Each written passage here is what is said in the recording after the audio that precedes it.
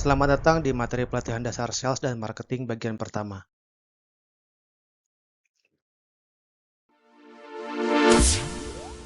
Pada kesempatan ini akan disampaikan materi dasar-dasar sales dan marketing. Seringkali staf sales dan marketing mengalami kebingungan membedakan fungsi sales dan marketing ada di perusahaan.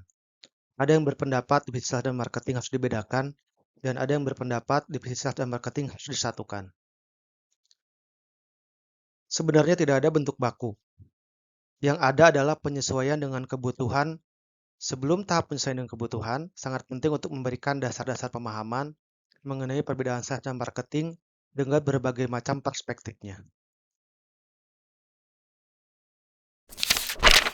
Pertama adalah pengertian dan fungsi marketing dan fungsi sales.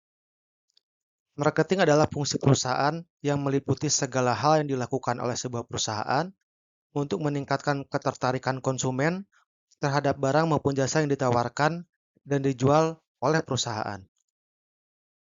Jadi fokus utamanya adalah bagaimana cara membuat customer atau konsumen tertarik terhadap barang dan jasa yang dijual oleh perusahaan. Oleh karena itu, strategi-strateginya sering disebut sebagai pull marketing. Secara bahasa, pull artinya menarik. Dalam konteks ini, bagaimana caranya customer datang dengan ketertarikan untuk membeli. Kemudian berbicara tentang sales. Sales adalah fungsi perusahaan yang meliputi segala aktivitas yang dilakukan perusahaan untuk melakukan penjualan terhadap barang dan jasa. Pada intinya, sales berbicara konvensi dan ketertarikan yang bisa jadi karena kebutuhan maupun karena keinginan, yang kemudian menjadi penjualan oleh perusahaan.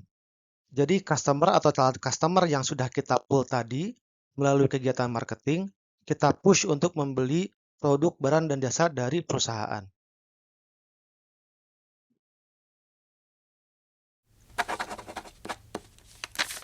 Lebih lanjut lagi mengenai marketing dan selling. Marketing atau pemasaran adalah tentang menciptakan dan mengkomunikasikan nilai kepada calon pelanggan atau calon customer. Maksudnya adalah kita mengkomunikasikan kepada target customer kita, ini loh, kami punya ini. Maka kelanjutannya pemasaran menggunakan strategi berbasis media seperti periklanan, branding, dan penelitian pasar atau riset. Yang berbasis kepada one to many atau dari kita sebagai pemasar, sebagai suatu single entity, kepada kumpulan prospek atau existing customer. Kemudian, selling atau penjualan adalah tentang membujuk dan memuaskan pelanggan untuk membeli produk atau layanan. Maka kelanjutannya, penjualan menggunakan taktik yang didorong oleh bagaimana berinteraksi secara person to person atau orang ke orang seperti negosiasi, membangun hubungan, dan closing atau penutupan transaksi menjadi penjualan.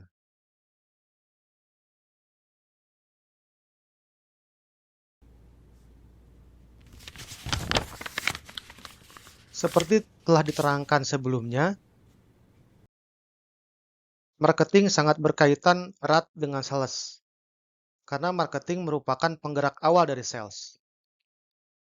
Beberapa kegiatan yang dilakukan oleh marketing, yaitu pertama menyediakan berbagai informasi terkait dengan produk maupun layanan yang ditawarkan oleh perusahaan, kemudian mencari atau memetakan profil dari target customer yang ingin dicapai, kemudian persaingan harga dan produk yang ada di pasaran, dan bagaimana dan di mana menjangkau target audiens atau calon konsumen tersebut. Yang perlu dimengerti oleh sales dan marketing staff adalah esensi dari kegiatan marketing. Esensi dari kegiatan marketing adalah mendapatkan gambaran ukuran pasar atau market size dan berapa jatah pasar yang kita punya atau ingin kita punya atau disebut juga market share.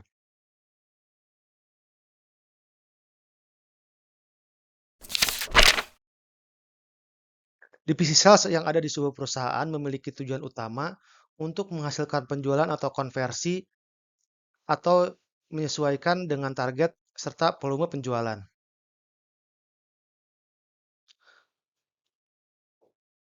Jadi bisa dibilang no sales, no business. Artinya, penjualan adalah memegang peranan penting dan vital dalam keberlangsungan perusahaan karena tanpa penjualan perusahaan tidak dapat menghasilkan uang untuk membiayai operasional maupun pengembangan perusahaan.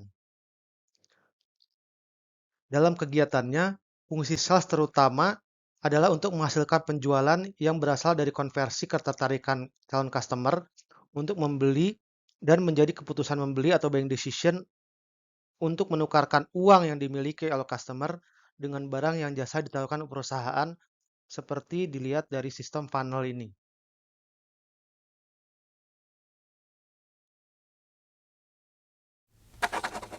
Lebih lanjut lagi, seperti sudah dijelaskan sebelumnya, selling terkait dengan negosiasi, membangun hubungan, dan closing atau penutupan transaksi.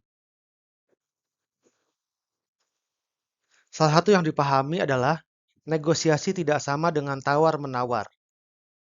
Seringkali terjadi, sales datang ke manajemen menyampaikan permintaan customer untuk menawar atau menurunkan harga. Ingat, kita sebagai sales bekerja untuk perusahaan, bukan bekerja untuk menjadi penyampai pesan dari calon customer. Sales bekerja untuk menjembatani agar closing pembelian bisa menjadi win-win solution bagi perusahaan dan bagi customer. Contoh sederhananya adalah seperti ini. Ketika customer menawar harga tanpa ada proposal negosiasi, maka customer dalam posisi win dan perusahaan dalam posisi lose atau tidak terjadi win-win solution. Sehingga menjadi win-win solution, sales harus mampu berpikir bagaimana perusahaan tetap win. Misalnya dengan cara penawaran harga berkurang tetapi quantity dinaikkan. Jadilah sales yang kreatif dan bertanggung jawab.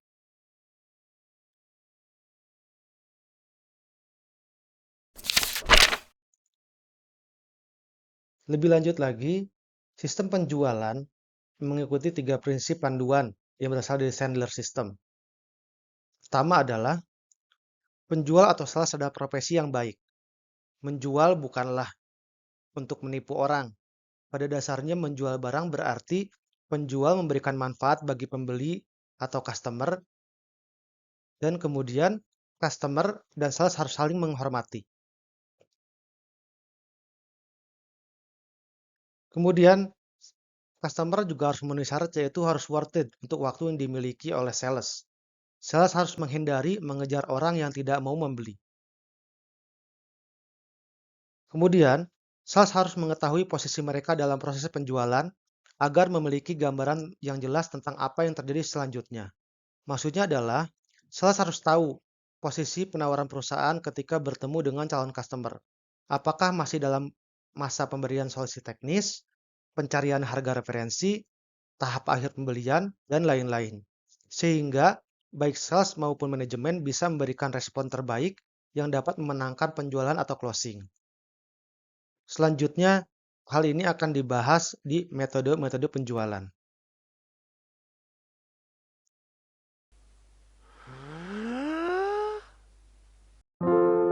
Sekian presentasi ini.